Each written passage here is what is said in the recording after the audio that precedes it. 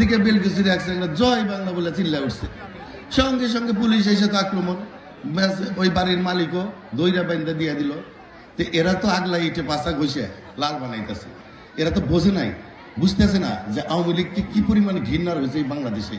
আমাদের বিএনপি এলাকার চাইতেও বিএনপিরা যতটা ঘৃণা করি তার চেয়ে বেশি ঘৃণিত হয়েছে জনগণের কাছে, এই দেশের সাধারণ জনগণের কাছে, ছাত্রদের কাছে, যারা মাইনেই নিতে পারে না।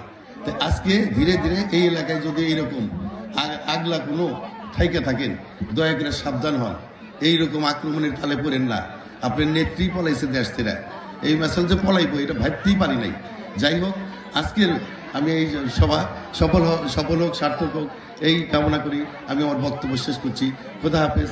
বাংলাদেশ জিন্দাবাদ, বাংলাদেশ জাতীয়তাবাদী দল জিন্দাবাদ, শহীদ অমর হোক, দেশনেত্রী বেগম খালেদা জিয়া জিন্দাবাদ জিন্দাবাদ, তারুণ্যের অহংকার তারেক রহমান জিন্দাবাদ।